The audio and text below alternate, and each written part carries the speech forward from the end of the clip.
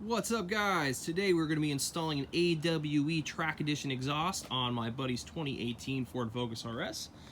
You can see here, this is what the kit comes with. We have split section for the tips in the back here.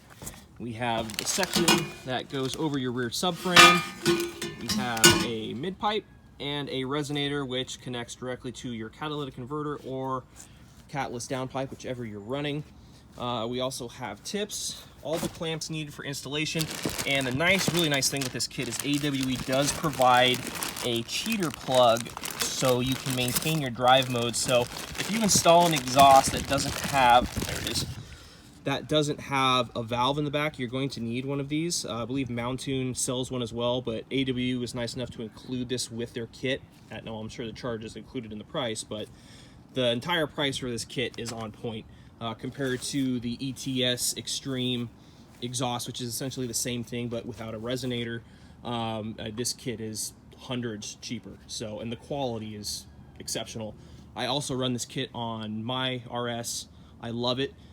I will say that it's not for the faint of heart. It's a very loud exhaust, and you do get drone at freeway speeds, and if you're running a catless downpipe, there is a lot of drone. So be aware, if you want loud, this kit is for you. If you don't want loud, I would say go on maybe switch path route or something with a muffler. So remember, this kit does not have a muffler. But anyways, the kit is complete, comes with everything you need. Like I said, it has a little cheater plug there that we're going to plug into the stock harness for the valve on the stock exhaust. That's going to trick the system into thinking that the stock switch valve in the exhaust is active and working. So one thing to mention is when installing, or actually when removing your stock exhaust at all, you will have to cut it right in front of the rear subframe to be able to remove it from the car, especially if you're working on jack stands and don't have access to a lift. It's pretty tight up there. So we're going to be making a cut just in front of the rear subframe on the exhaust, so it'll allow us to slip that out.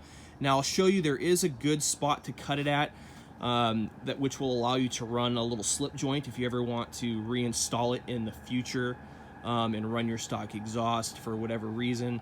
So we'll show you where to cut that.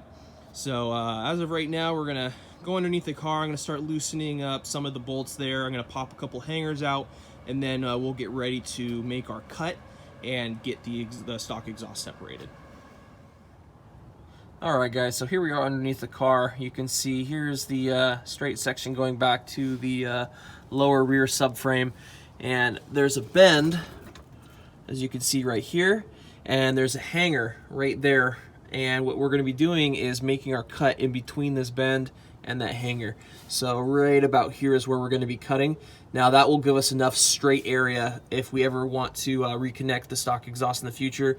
We can put a little slip on there and a couple clamps, and we're able to reconnect that. So we want to make sure that we have enough room on both sides that we can throw that clamp on there. So it is kind of a tight area. You do have, you know, a good amount of room, but it's tight. So just be careful when you're using the Sawzall to cut this, and make sure you use a nice good sharp blade, and it cuts just like butter. So that's where we're going to be making our cut. And since we're down here, we can come over. So here is our valve for the exhaust to switch it over, and you can see the plug right here. Now this is where we're going to be connecting that cheater that was provided in the kit. Now this will trick the ECU into thinking that this valve is functioning properly, and that will allow us to retain our drive modes, because if you don't have anything plugged in here, the car will think that something's wrong with the exhaust, and it won't let you switch between sport mode, track mode, drift mode, all your modes. You'll just be stuck in standard mode. So that's what that little cheater plug does. So we'll put that cheater plug in. We'll put it up here out of the way, zip tie. There's a nice little hole right there. So we'll go ahead and get that zip tied up and out of the way, and keep that away from the elements. So I'm going to go ahead and get the Sawzall ready, and we'll get this exhaust cut. Alright guys, so I got the Sawzall in here. I don't want to do too much of an angle. I'm going to try to get this as straight as I can. I can only get so far with the Sawzall, but you can see there's still a good amount of room right here on the straight piece. So I'm going to try to get it as close as I can to the center, and just try to retain as much room as I can. So let's go ahead and get this thing cut here.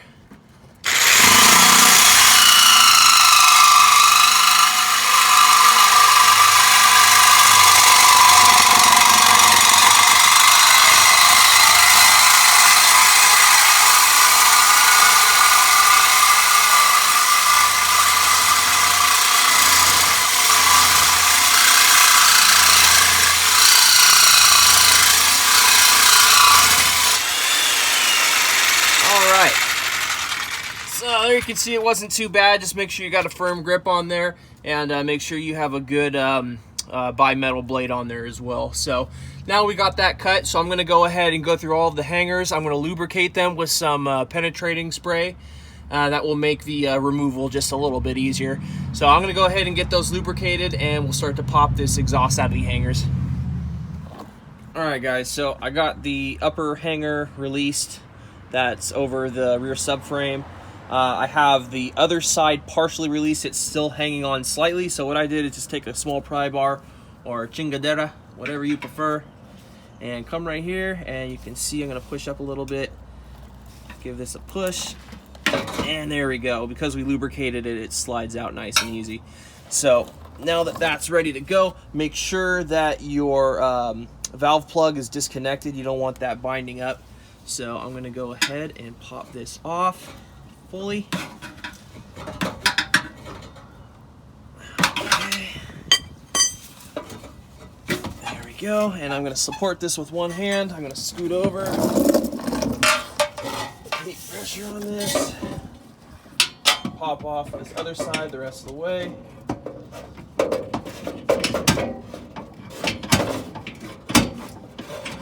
Okay. And now I'm going to slowly kind of wiggle this guy out of here. We might have to do a little finagling because it's a tight squeeze over that subframe. Come out to the side here.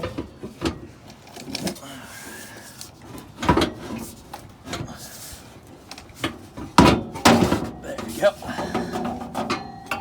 And nice and gentle. Let that rest there for a second. And we'll go ahead and pull this guy out.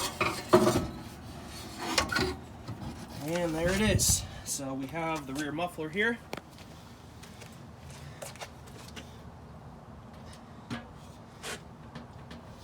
Now that we got the muffler out, we're going to go ahead and loosen the clamp that's connecting the mid pipe to the catalytic converter. We're going to loosen that up, and then it will be hanging by the final hanger on there. We'll pop that hanger off, and the stock exhaust will be fully disconnected. Alright guys, so here's the clamps that come with the kit. We have 2 smaller clamps. That's going to be for the exhaust tips. Then we have 3 clamps that are in baggies, and those are going to be for the piping itself. So the next step, now that we've removed the mid pipe from the stock mid pipe from the car, we're going to go ahead and assemble the new mid pipe from the AWE kit to the resonator that's provided, and we're going to put it right here on the slotted side, and then the side on the resonator that has the little bell end. We're going to utilize the stock clamp from the RS to connect this to the catalytic converter or downpipe, whichever you have installed on your car. Once we get these installed, then we can work on getting the piece that goes over the rear subframe, and then finally to the last piece where it splits for the tips. So let's go ahead and get this installed, put together, and then we'll work on getting that bolted up to the car. Alright guys, so you can see I've got the new AWE resonator connected using the stock clamp from the RS. Now I just have that slightly snug down. You don't want to like really clamp it down super tight until you get everything mocked up, just in case you need wiggle room to get things lined up. So go ahead and just snug it up to hold it in place.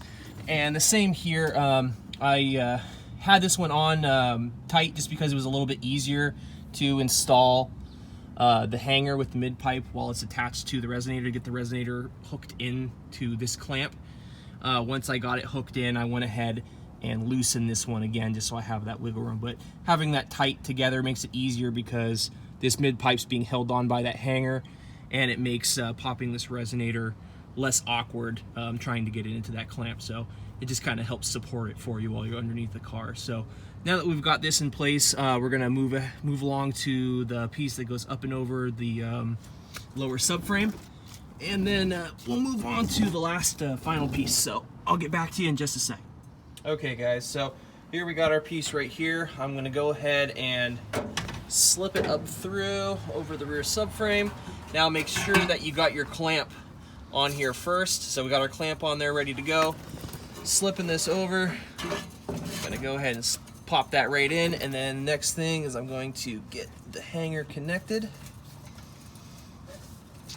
right, so now we got the hanger connected. So now we got that in place. Now you can go ahead and just leave this for right now. Since everything else is supported, it's not going to go anywhere. We got the hanger in. So now I can go ahead and get the final piece back here installed. So go ahead and just hang tight real quick while I grab it.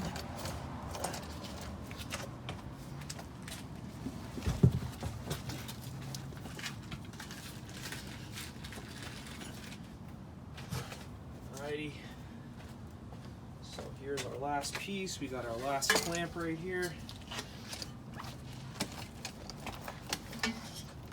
Okay, so I'm going to go ahead and slip the clamp on. I'm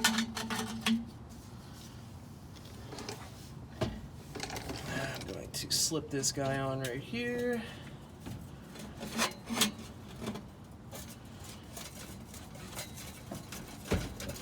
Just shimmy it in. And now I'm going to go ahead and connect the hanger.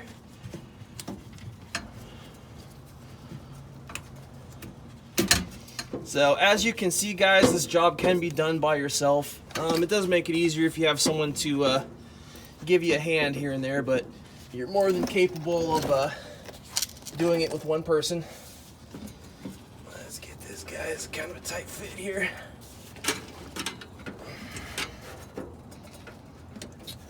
Okie dokie. Get that settled in. So now that you've got everything connected to the hangers, you can go through and center your pipes coming out of your exits in your rear diffuser. So make sure those are centered, go through, make sure everything's connected, follow your piping, and anywhere that it may be close to the body, you can maneuver it around a little bit, get it where you have enough clearance, and then you can go ahead and snug down all of your clamps. One area to take note of, if you look down here in the center, this is the section where the stock mid pipe is crimped, and the reason it's crimped is to clear in this area here. But you can see they did a good job with this system, and you do have a good amount of clearance. But like I said, you can kind of maneuver the piping in a way where when you clamp it, you can give yourself a little bit of extra wiggle room. So just make sure that you're not hitting anything and you're clearing all metal pieces. And that's it, guys. So for the most part, it's a pretty straightforward install. It's not too bad. So I'm going to go ahead and go through here and make sure that we have good clearance everywhere. And I'm going to snug down our clamps. Once I feel good enough that everything's going to be nice and solid, not touching anything, I'll go ahead and cinch everything down nice and tight. And then our final step will be to install our tips. And then we will be all done with the install and we can hear how it sounds. All right, guys, there we have it. We're all done. So when you install these tips, you can install them further out or more set back in. Personally, I like to have them set back in just a little bit, so if you do reverse, they're not sticking out too far, so you don't risk running into anything, depending on how low you are. But I like to have them just set back slightly from the top of the diffuser there. I think that's a nice good spot for them there. So we can take a look underneath. We can see that everything is nice and tight. You can see we got it clamped there, clamped there. Everything is super stable and sturdy. If we look underneath, you can see how much room we have right there. So when we tightened everything down, we made sure to kind of twist everything and maneuver all the piping to make sure that we have plenty of clearance. So two main clearance points you're going to want to look out for is, like I said before, right here in the center. You can see how much room we have there, quite a bit.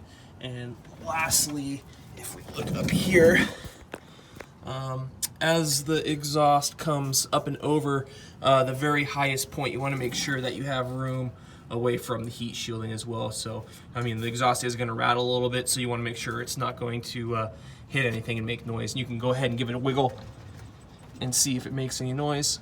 Nothing, it's not hitting anything. Super nice. So all in all, that's it, guys. It's not too bad of a job. Hopefully this video helped you. So we're gonna go ahead and get this car down on the ground. We'll start it up and see how she sounds. All right, guys, let's hear how she sounds.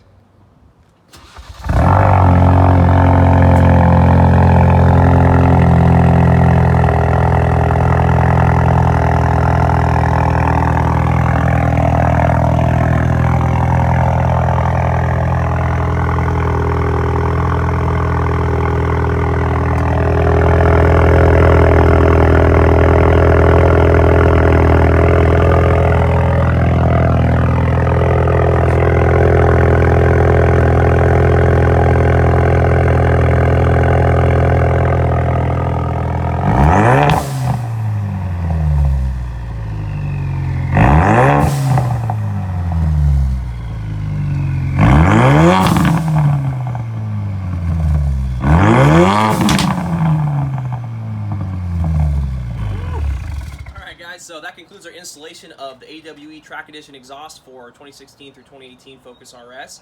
The install wasn't too bad at all. I was able to do it by myself in only a couple hours time, and really most of that is just setting up, prepping the car, getting it in the air, and finalizing the installation once all the pieces are connected to make sure everything's nice and straight and tight. So as always, if you have any questions, feel free to ask. I'm here to help, and if you haven't already, please like and subscribe, and until next time, keep on wrenching.